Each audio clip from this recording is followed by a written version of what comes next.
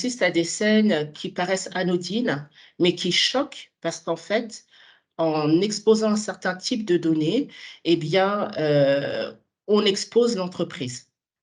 Alors, on va d'abord aborder quelques exemples, donc quelques situations relatives à la divulgation des données professionnelles. Alors, un instant, on essaie de faire passer les slides.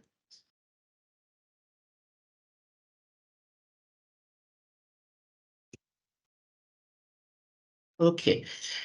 Alors, dans quel cas la fonction RH peut être confrontée, à la question, de la confidentialité?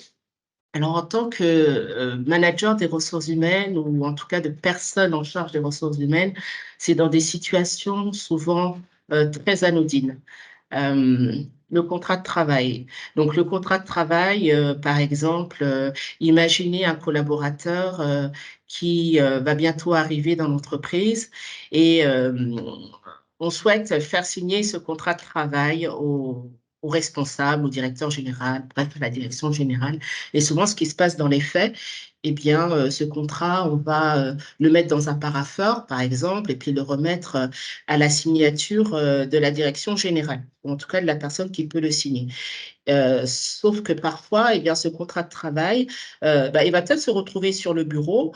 Peut-être que, d'autres personnes vont arriver, dans le bureau du directeur général pour différentes raisons et ils vont avoir accès à ce contrat de travail. De la même manière, lorsque l'on va remettre le contrat de travail, à la personne concernée, c'est important de le lui remettre en main propre. On ne le remet pas aux collègues, ou je ne sais quoi, quel que soit le contexte. Pourtant, parfois, on assiste à des situations un petit peu ubuesques où ce contrat de travail, eh bien, il est remis entre les mains des personnes qu'il ne faut pas. C'est la même chose pour les bulletins de salaire. Tous les mois, on remet les bulletins de salaire, aux collaborateurs. On doit leur remettre individuellement, et parfois, on se rend compte que ces bulletins de salaire, eh bien, ils sont remis, aux mauvaises personnes et voilà, l'information relative au salaire va circuler. Je partage même avec vous une expérience concernant les bulletins de salaire. Parfois, en tant que RH, on peut être amené à faire des copies ou alors à scanner, ces documents à l'imprimante. Et il arrive dans certaines entreprises qu'on n'ait pas une imprimante dans le bureau RH, mais une imprimante en commun. Et puis, parfois, cette imprimante, elle peut avoir une panne. Il peut y avoir une panne sur cette imprimante. On imprime, il y a eu un bourrage papier, par exemple, ou un problème technique. Le problème est réglé, on s'en va.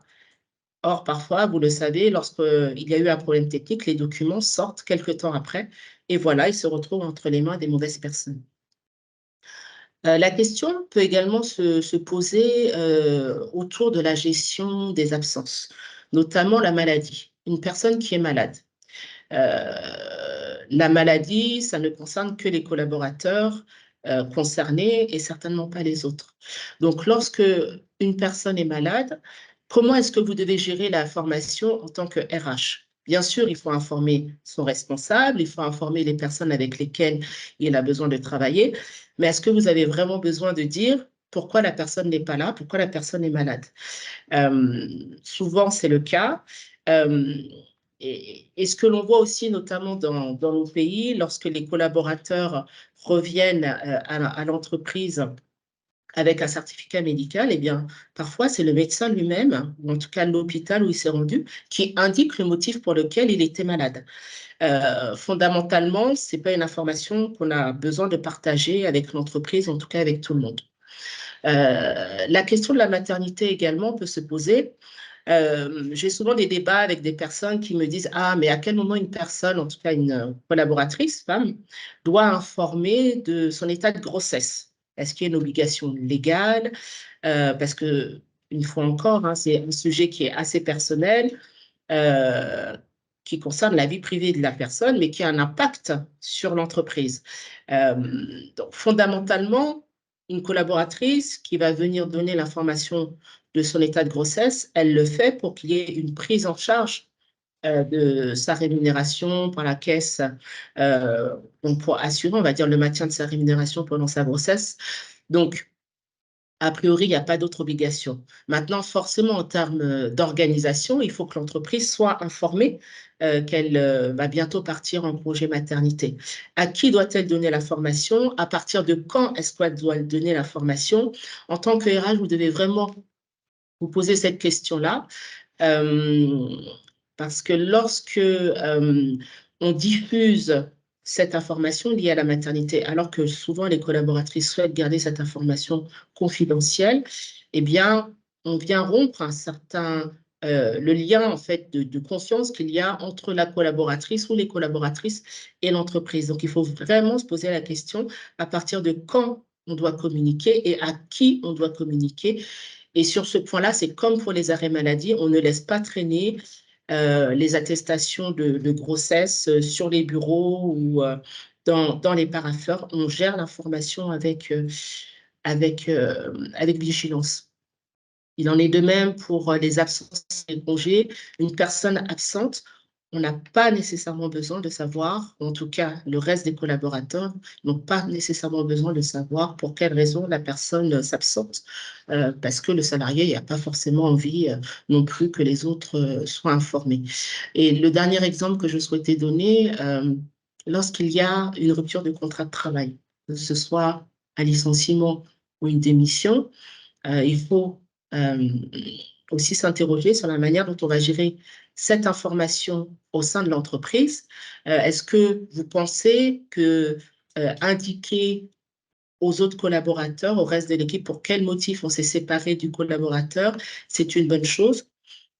Je ne dis pas qu'il ne faut pas donner l'information, mais en tout cas, il faut bien la manager. Alors, ce qu'il faut retenir, c'est qu'il y a des moments bien précis au cours desquels il faut être vigilant. Euh, donc, je vous donne quelques exemples.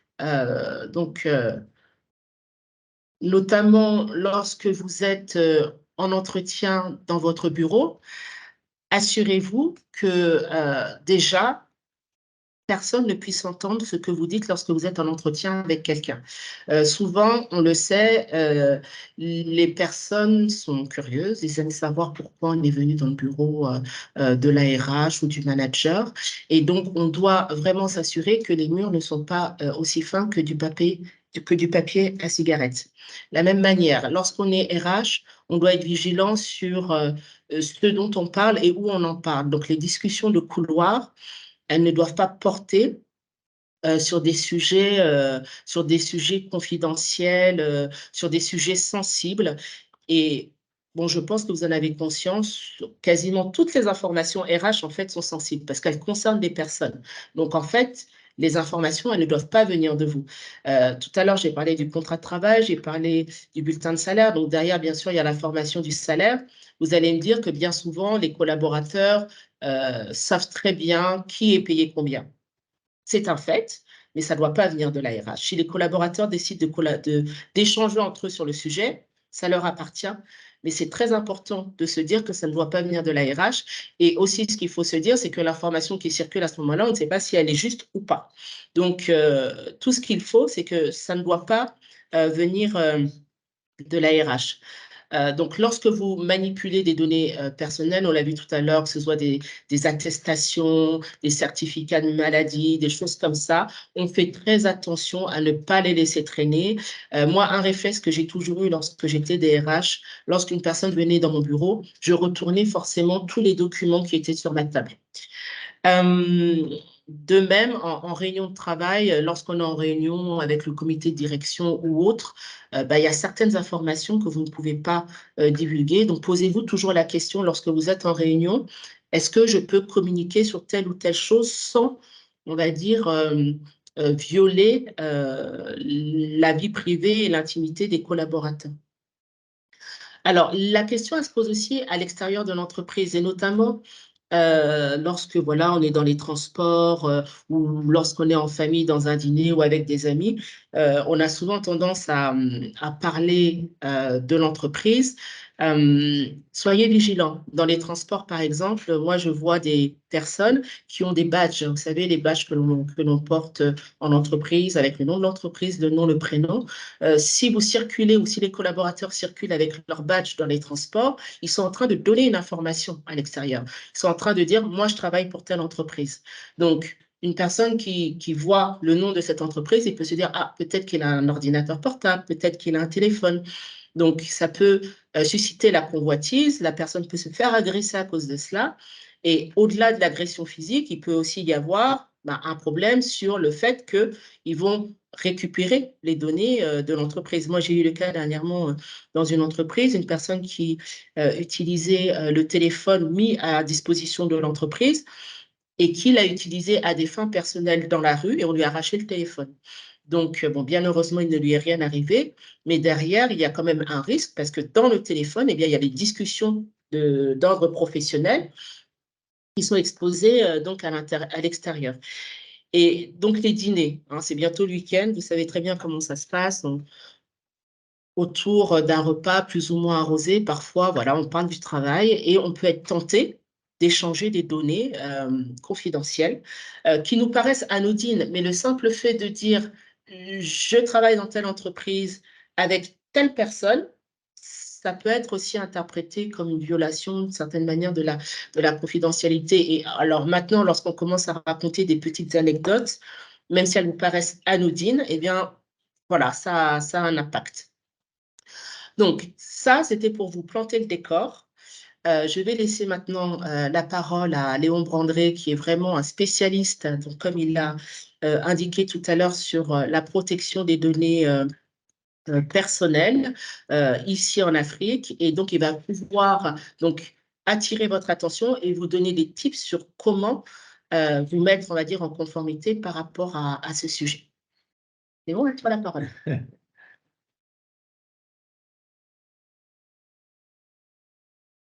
Alors, merci Olga.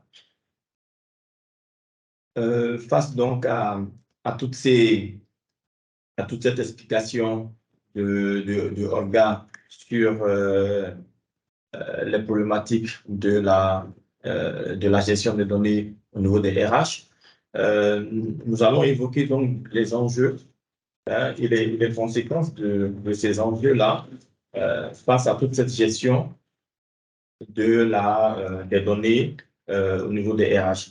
Alors, donc, elle a évoqué un certain nombre de choses pour lesquelles l'espace de confidentialité doit être requis pour les personnes en charge de la gestion du personnel ou en charge d'un certain nombre de dispositions particulières lorsque, par exemple, le collaborateur vient rencontrer une personne des RH en charge de gestion des problématiques sociales. Il faut définir donc cet espace de confidentialité-là parce que très souvent, les collaborateurs considèrent l'employeur comme une personne de confiance avec laquelle elle partage un certain nombre de choses. Et la divulgation ou la perte d'informations par inadvertance, par exemple, une personne, une dame est enceinte, elle signale à son employeur effectivement qu'elle va accoucher, ou une personne a adopté par exemple un enfant, et donc comme les conditions en entreprise sont que si vous avez un enfant après que vous l'ayez adopté ou non, il faut le déclarer, alors la personne va vers donc le collaborateur en charge de l'enregistrement donc de cette naissance-là, et le collaborateur s'exclame en disant ben, depuis toi, que toi tu étais enceinte et puis tu as accouché. Donc, vous voyez, Olga disait tout à l'heure, dire les informations données un certain nombre de choses sans par inadvertance. Donc, le collaborateur a cette attitude-là à adopter envers l'employé, de pouvoir vraiment le mettre en confiance et de le rassurer sur les informations personnelles, quoique nous sommes dans un environnement professionnel. La violation de l'intégrité et de l'atteinte donc à la dignité, la personne se sentant frustrée que son information d'avoir adopté un enfant pose donc un problème au collaborateur qui, lui, s'amuse en fait en lui disant, mais en réalité, il apporte une atteinte à la vie privée et à l'intégrité de son collaborateur. Il y a aussi des enjeux liés à la discrimination ou harcèlement. Discrimination, je donne un exemple simple. Hein. Souvent, dans les fêtes religieuses, les fêtes musulmanes ou les fêtes chrétiennes, on a tendance à partager des présents aux collaborateurs. Donc, il faut le faire vraiment avec beaucoup de subtilité. Certaines entreprises, par exemple, dressent une liste de ces collaborateurs-là et puis appellent les collaborateurs à venir cocher une case pour la réception de leurs présents. Mais ça stigmatise en fait les opinions religieuses dans l'entreprise, alors que les opinions religieuses sont considérées comme des données à caractère sensible, très sensible dans l'entreprise, pour lesquelles on doit faire vraiment attention. Il faut donc avoir, ce n'est pas interdit d'attribuer des présents aux collaborateurs, mais il faut le faire avec beaucoup de justesse, beaucoup de partialité, mais surtout avec beaucoup de prudence pour éviter en fait que le bien que vous voulez faire au collaborateur finalement constitue une frustration pour ce collaborateur-là. Et puis plein d'autres choses au niveau de ces enjeux-là évoqués par un cas qui nécessite vraiment de la part de l'employeur des dispositions très spécifiques à prendre pour rassurer et pour donner confiance aux collaborateurs. Les conséquences peuvent être bien sûr le mécontentement et la peine. En matière de protection de données à caractère personnel, il faut savoir que le droit d'accès n'est pas seulement lié aux personnes externes, aux clients, mais aussi aux collaborateurs. C'est pour cela que quand elle a évoqué par exemple les contrats de travail, il y a aujourd'hui la mise à jour des contrats de travail avec des clauses de protection des données personnelles. Cette clause-là, donc, qui va renvoyer à une notice, on va dire, une politique interne de la protection des données de l'entreprise qui permettra de pouvoir donner à l'employé son droit de pouvoir assurer cet employé. Donc, c'est un peu comme les obligations de l'employeur vis-à-vis de l'employé. A contrario, le règlement intérieur, ce sont les obligations de l'employé vis-à-vis de l'employeur. Et donc, cette plainte peut entraîner, donc, ce mécontentement peut entraîner une baisse de régime, une baisse de rendement de la part du collaborateur qui ne se rend pas rassuré, qui ne se sent pas rassuré et donc qui est frustré. Ça peut donc porter atteinte à l'image de l'entreprise, donc à sa réputation. Et bien sûr, s'il y a la perte de confiance, vous pouvez avoir des collaborateurs qui démissionnent. Et donc, du coup, l'objectif de l'entreprise qui est donc de garder cette confiance-là crée donc des frustrations qui entraînent certaines dispositions particulières. Les solutions donc qu'on propose dans ce cadre en matière de gestion de la confidentialité des données sont un peu les mêmes pour une entreprise, mais particulièrement pour les données internes gérées par les RH. Il faut avoir en fait des dispositions sur l'épine dorsale de la protection des données à caractère personnel basées sur les solutions juridiques, techniques et organisationnelles. La mise en conformité d'une entreprise ou d'un projet ou d'un département par rapport à ses spécificités ou à ses contraintes doit toujours se faire sur cette tripartite de la fonction juridique, technique et organisationnelle. Il faut donc, sur le plan juridique, réviser donc le contrat avec des clauses, comme je le disais tantôt, de confidentialité et de protection des données personnelles. Et les clauses de confidentialité, c'est un peu comme ce que je disais tantôt, les obligations de l'employé vis-à-vis de l'employeur, où l'employé doit pouvoir garder confidentiel en fait toutes les informations mises à sa disposition dans le cadre de son travail, doit respecter un certain nombre de disciplines au sein de l'entreprise. La clause de protection des données est celle-là donc qui va permettre de protéger la vie privée de l'employé dans l'entreprise et donc les obligations de l'employeur vis-à-vis de son employé à garantir la sécurité, la confidentialité et la confiance de son employeur, de son employé vis-à-vis de lui. Donc, les clauses de confidentialité peuvent être rapportées aux clauses, on va dire, secret professionnel, à certaines clauses particulières qui existent souvent dans les contrats de travail. La clause de protection de données va être celle-là qui va être rajoutée, avec une mention spéciale, qui va renvoyer, comme je le disais tantôt, à cette notice-là, qui va renvoyer à la protection des données vis-à-vis de l'employé. Et donc, du coup, l'employeur doit pouvoir garder confidentiel en fait toutes les informations mises à sa disposition dans le cadre de son travail, doit respecter un certain nombre de disciplines au sein de l'entreprise. qui doit être rédigée. Généralement, elle est faite dans des démarches de mise en conformité pour comprendre réellement les problématiques de gestion des données de l'entreprise. Et donc, les consultants que nous sommes proposent donc cette notice-là aux entreprises pour pouvoir garantir la confiance de la gestion des données des collaborateurs. Il faut donc informer également aussi sur la mise en œuvre des dispositifs. Alors, les dispositions juridiques sont en fait des mentions d'informations contenues dans des contrats ou contenues dans des packs signalétiques d'informations, par exemple, avant l'entrée d'un établissement où il y a une caméra, que cet établissement est sous vidéosurveillance. Et donc, cette plaque signalétique-là, pour qu'elle soit conforme à la réglementation, doit contenir une mention spéciale protection des données personnelles qui informe la personne qui a accès aux locaux qu'elle a la possibilité, selon les dispositions réglementaires, de pouvoir adresser un droit d'accès à l'entreprise. Donc, la plaque signalétique d'information que l'établissement est sous vidéosurveillance ne suffit pas. Il faut, pour qu'elle soit conforme et rassurer les personnes qui rentrent dans l'établissement, avoir cette mention-là de recours à ces droits d'accès. Il faut associer les collaborateurs.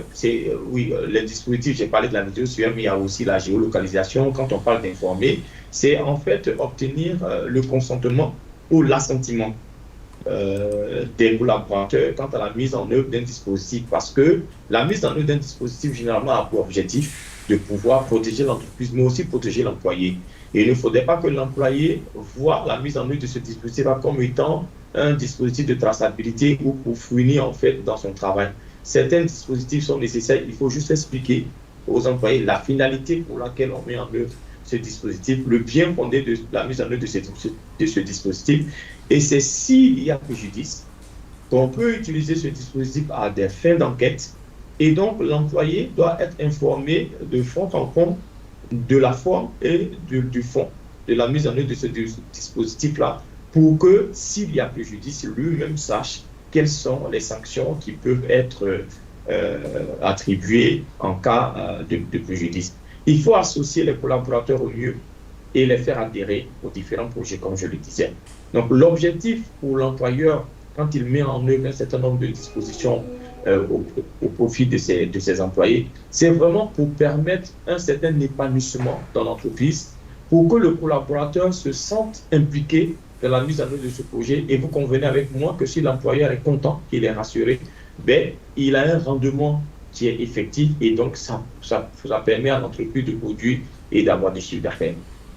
Mais quand on a mis ces mesures juridiques en place, qu'est-ce qu'il faut faire? Parce que très souvent, c'est comme en fait avoir un label un cachet pour dire que oui, j'ai mon label, je suis certifié.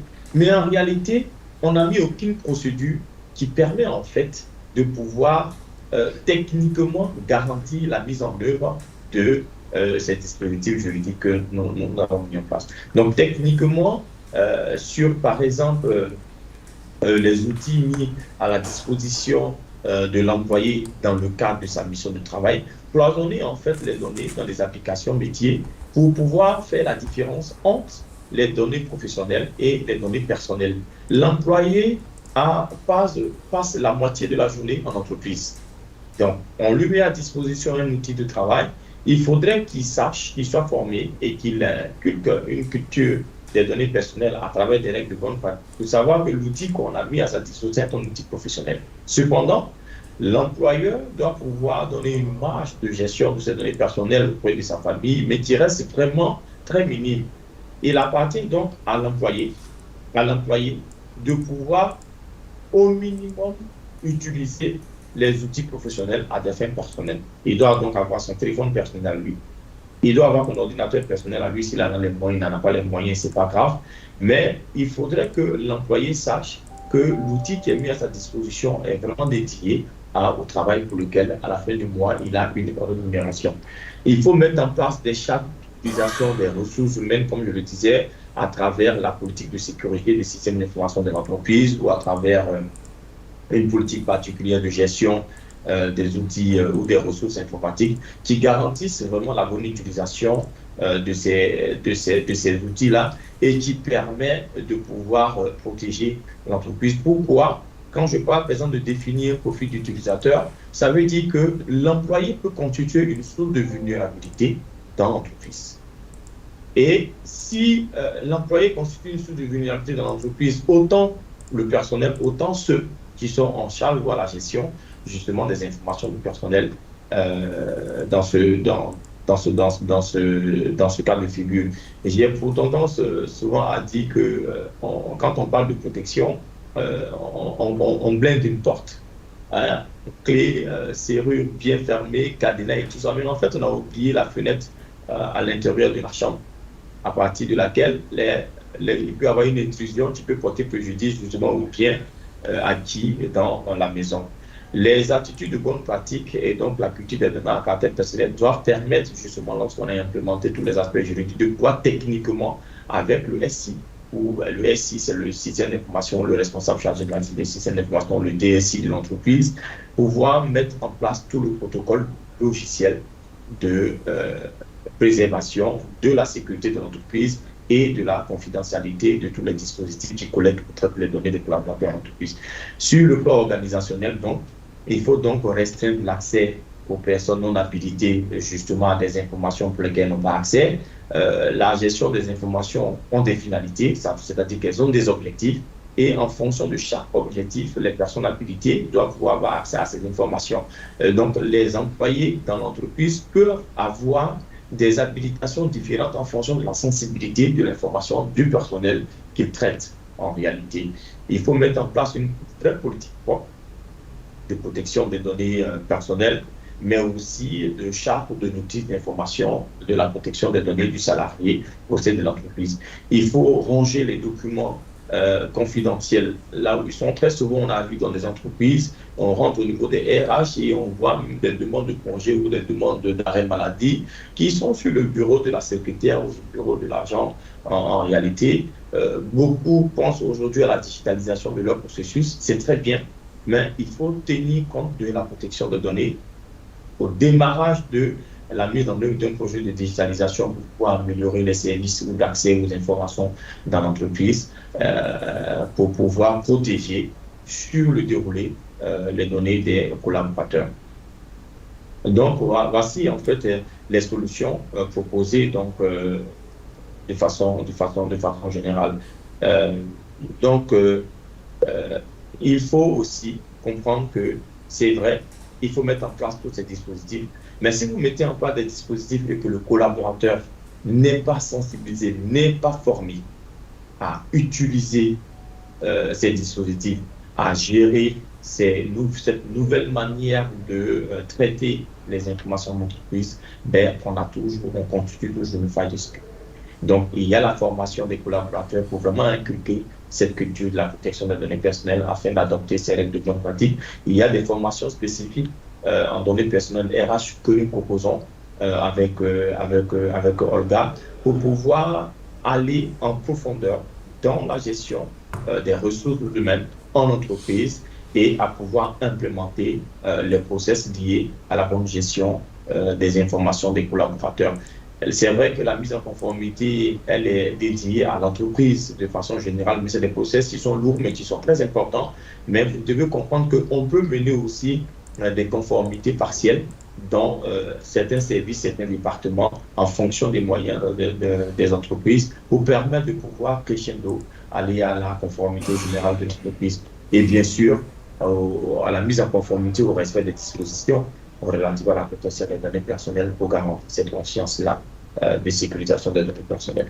Voici un peu, chers amis, à travers donc, la gestion des ressources, des données des ressources humaines, comment être averti ou comment entreprendre, appliquer la protection des données personnelles, résumé dans cet entretien que nous venons d'avoir avec vous. Merci pour votre écoute. Merci Léon, c'était très instructif, j'en ai aussi beaucoup appris. Alors, on va passer à l'étape des questions-réponses. Donc, c'est vraiment le moment pour vous de partager avec nous les questions que vous pouvez avoir sur cette thématique. Alors, le temps que vous vous échauffiez un petit peu et que vous partagez avec nous les questions, moi j'ai déjà une première question à adresser à Léon. Aujourd'hui, on vit, voilà, comme tu l'as dit, au monde de la digitalisation. Tout le monde est connecté. Et comme on le sait, les collaborateurs, ils ont une vie dans l'entreprise, mais ils ont aussi une vie en dehors de l'entreprise. Et la vie en dehors de l'entreprise, elle s'invite dans l'entreprise.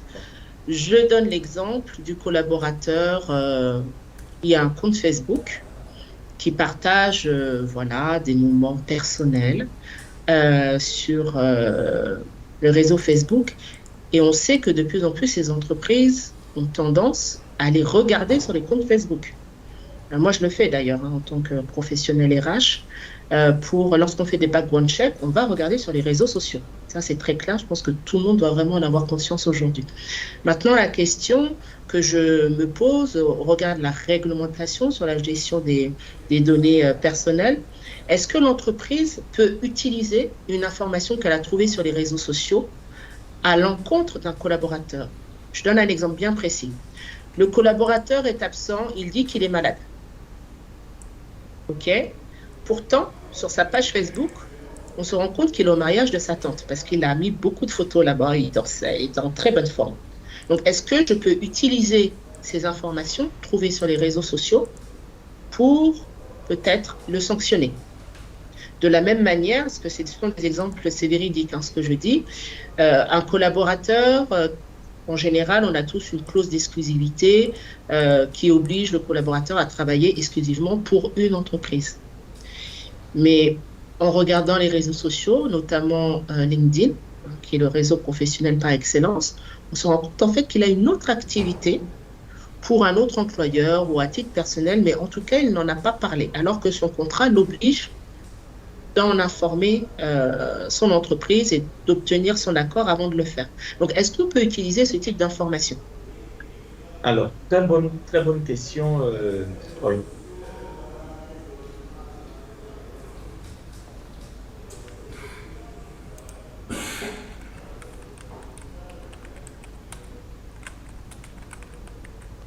D'accord, oui. Merci, Olga. Alors, très belle question et très belle problématique exposée justement quant à l'utilisation des informations privées du collaborateur à le transposer dans le professionnel.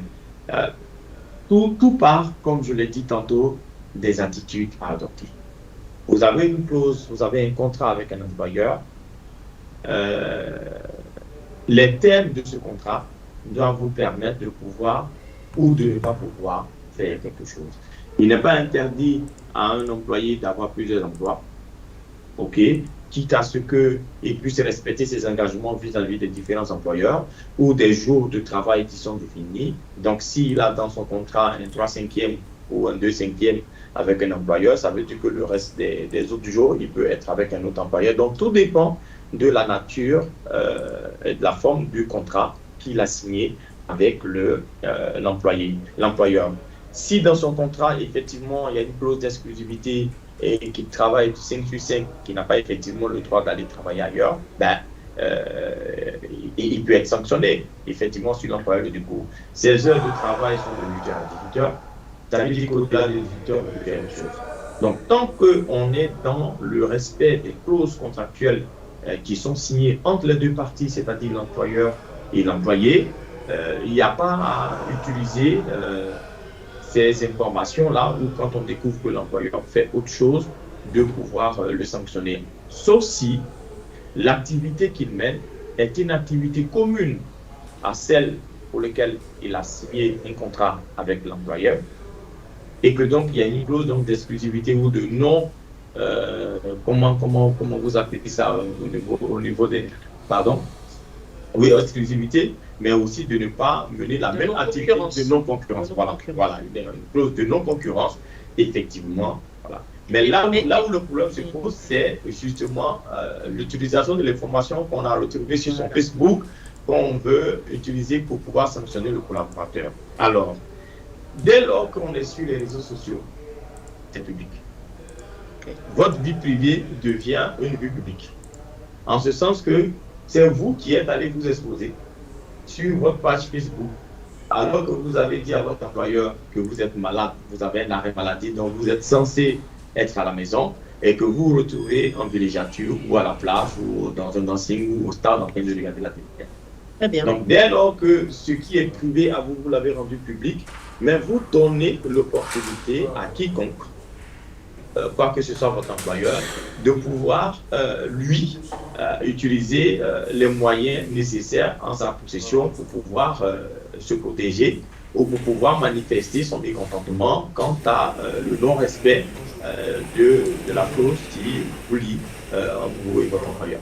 Voilà. La réponse est vraiment très intéressante et je pense que parmi les solutions que tu as proposées d'informer largement les collaborateurs sur leurs droits relatifs, leurs droits et devoirs, bien sûr, relatifs aux données personnelles, je pense que beaucoup seraient étonnés de cette réponse et je pense qu'il y a vraiment un enjeu dans le fait de sensibiliser les équipes sur toutes ces questions.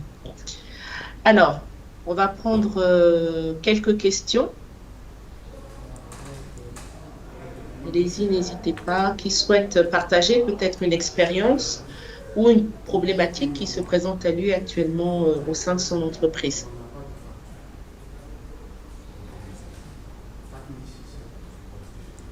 Vous pouvez lever la main si vous souhaitez échanger avec nous.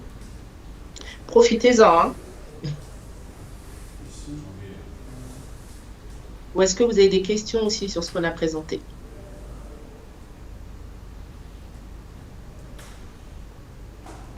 Il y a quelqu'un qui a levé la main. Il y a quelqu'un qui a levé.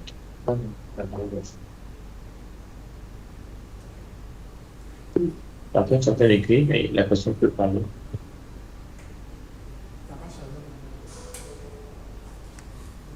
Alors.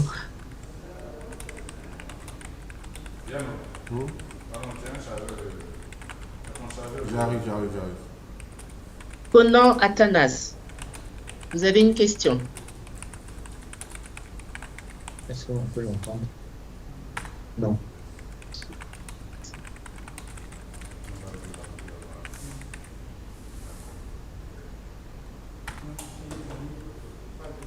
Le micro de la personne qui a levé la main est désactivé.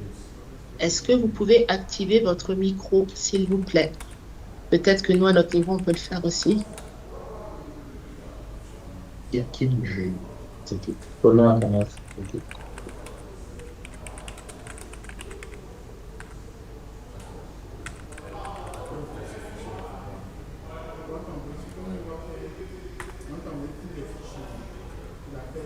Bon, problème technique visiblement.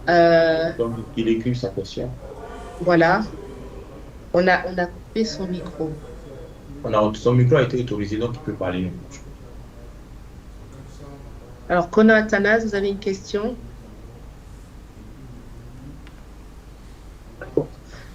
Est-ce qu'on a autre chose à partager avec nos participants? Alors, je pense que M. Conan Athanas peut écrire sa question, comme ça on la voit et on peut répondre. A priori, on ne l'entend pas. Donc, on peut dire qu'on est en direct, donc les aléas du direct peuvent effectivement causer un certain nombre de problèmes. Vous pouvez écrire vos questions si vous les avez, on peut les lire et comme ça on peut répondre. C'est très bien d'échanger aussi, mais bon, après, on voit avec les techniciens comment les choses se passent. Voilà. C'est pas très très grave hein, si on n'a pas plus de questions que cela. Vous aurez toujours la possibilité de nous contacter de par ailleurs si vous voulez échanger sur des choses. Il peut parler maintenant de l'activer. Voilà. Donc, M. Conan Athanas, vous pouvez activer votre micro et puis poser votre question. Allô?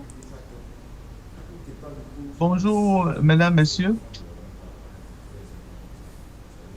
Est-ce qu'on Alors, comme je le disais, n'hésitez pas à prendre contact avec nous de par ailleurs si vous avez des questions. Hein, on restera disponible.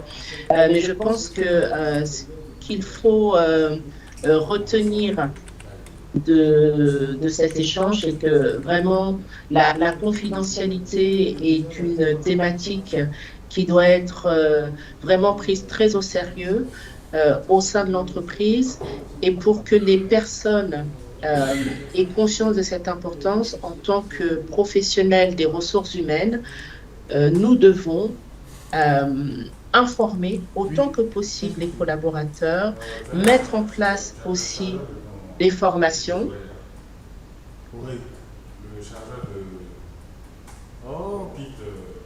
On a un petit écho, excusez-moi. Ok,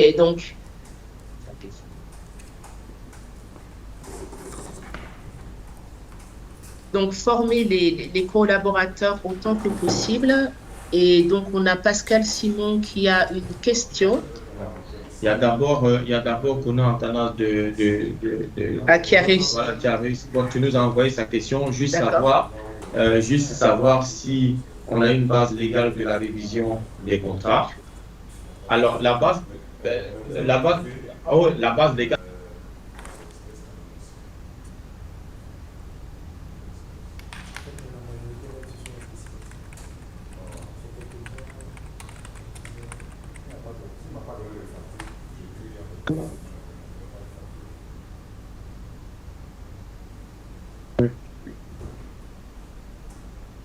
Alors, je reprends.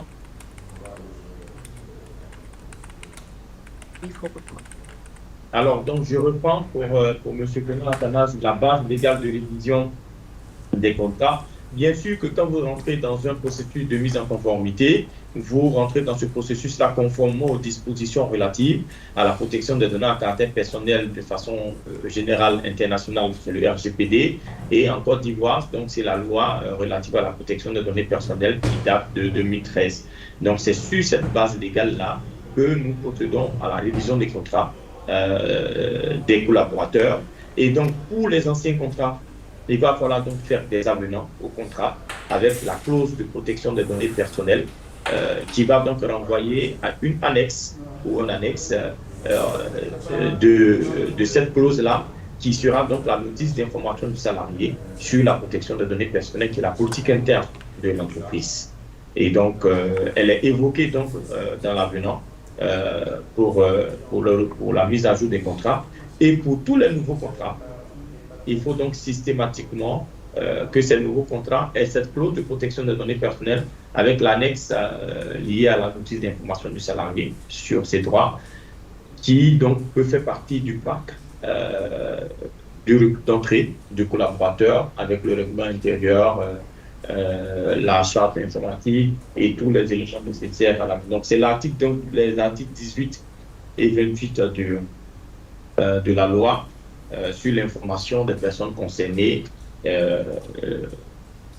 relatif au principe donc, de transparence, qui fait partie des grands principes des obligations légales des entreprises. Alors, sur ce point, ce qui est important de savoir, donc Léon vient de parler de la loi applicable en Côte d'Ivoire, mais nous avons la possibilité d'intervenir dans n'importe quel pays.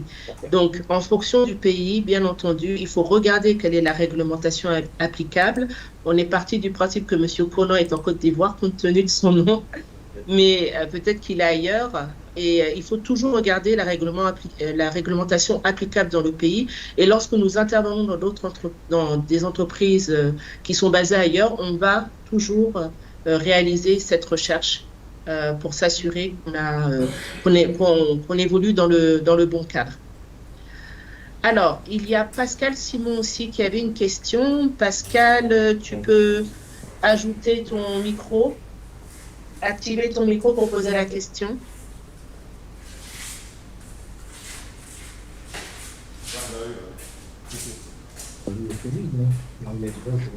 Voilà, c'est bon.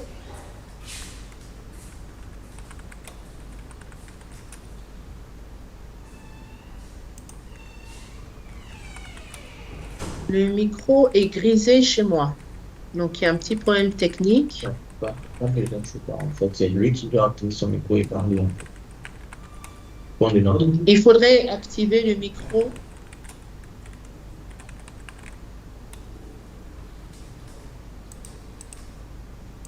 Alors, Monsieur Pascal, on vous a donné accès au micro, donc vous pouvez l'activer et commencer à parler. Monsieur Ziolien qui demande, c'est vrai que les informations tant officielles que officieuses, quand elles sont maltraitées, ont un impact sur la gestion au sens large du terme, effectivement. Est-ce qu'il est possible donc de mettre en place un système zéro fuite d'informations? Alors, il faut savoir qu'en matière de sécurité, zéro fuite d'informations, ce n'est pas possible. C'est pour cela que les collaborateurs doivent être sensibilisés et formés à adopter des règles de bonne pratique. Il faudrait, sur le plan organisationnel, mettre en place, par exemple, lorsqu'on n'a plus besoin des durées de conservation, donc le principe de durée de conservation de ces informations, la destruction des informations lorsqu'on n'en a plus besoin, soit ponctuellement par des broyeuses à papier qu'il faut installer dans les entreprises auprès des collaborateurs pour pouvoir détruire systématiquement les documents dont on n'a plus besoin, ou incinérer les documents de masse qu'on veut détruire, ou archiver ces informations, donc mettre en place une politique de gestion documentaire de ces informations-là. L'objectif, en fait, est de mettre en place un système de sécurité et de gestion des informations pour minimiser au maximum les fuites d'informations. Il faut aussi minimiser la collecte d'informations. Très souvent, on collecte des données pour une finalité bien définie, mais en fait, on collecte beaucoup d'informations dont on n'en a pas besoin. Donc, la mise en œuvre justement de cette démarche-là de conformité en entreprise permet vraiment de faire une revue de conformité et de pouvoir identifier comment est-ce qu'on peut accompagner ou aider les entreprises à la meilleure gestion de leurs informations, de leurs données, mais surtout à la conformité. Ok, c'est assez clair. Ok, donc Pascal, peut-être tu peux poser ta question à l'écrit comme tu n'arrives pas à activer le micro. Il nous reste quelques minutes. Peut-être que nous aurons droit à la question. En tout cas, on arrive bientôt au terme de cet échange. Donc, je suis vraiment ravie d'avoir pu partager ce moment avec Léon. Alors, Pascal Simon, c'était plutôt une contribution sur la question. Tu peux aller envoyer la contribution. Oui. Donc, le temps que cette contribution arrive. Oui. Donc, vraiment, voilà, comme je disais, c'était un réel plaisir de partager ce moment avec Léon Brandry, qui est spécialiste de la protection des données personnelles sur le continent. C'est vraiment un sujet sensible, un sujet clé. Et lorsqu'on l'associe aux questions de ressources humaines, cela fait vraiment du sens. Alors, pour conclure, peut-être la contribution de Pascal? Non. On nous demande, vous avez abordé le sujet pour les fonctions RH de l'entreprise, mais j'imagine que vous demandez qu'en est-il pour les autres fonctions, oui, la fonction financière. Toutes les fonctions sont concernées. En réalité, toutes les questions sont concernées, toutes les fonctions sont concernées, d'où l'importance en fait de se dire que il y a différents types de sensibilisation qu'il faut faire. Là, aujourd'hui, on a voulu faire cette sensibilisation sous l'angle des ressources humaines, mais il faut aussi le faire pour les autres fonctions. Voilà. Donc, on aura le temps d'en parler d'une manière plus approfondie. Voilà, n'hésitez pas à nous contacter. Voici les contacts de LHR. On nous retrouve sur LinkedIn. Il en est de même pour Léon Brandry et DPSE. Ils ont un site internet, ils ont une page LinkedIn. Donc, vous voyez ici, on partagera tout cela avec vous. Donc, on vous remercie de vous être connectés nombreux. Il y aura certainement d'autres actes à ce partage. Et donc, passez un beau week-end et on se dit à très bientôt. Voilà. Merci donc à tous et à chacun pour votre participation. Nous insistons beaucoup sur la sensibilisation et la formation des collaborateurs à la bonne compréhension de ces dispositifs. N'hésitez pas donc à venir vers nous, à nous contacter, et donc vous aurez notre éventail de prestations, notre catalogue de formation aussi, Olga, qui est disponible pour vous permettre de pouvoir vous dédier des formations spécifiques à votre entreprise. Merci pour votre écoute et à très bientôt pour la prochaine session entre Olga et moi sur la protection des données. Voilà. Donc, on vous rappelle. LHR et DPSE. Donc, on partagera la vidéo, l'enregistrement, et donc ça vous permettra d'avoir accès à toutes ces informations. À bientôt. je suppose, oui, oui, on verra. Voilà. Merci à vous. À bientôt.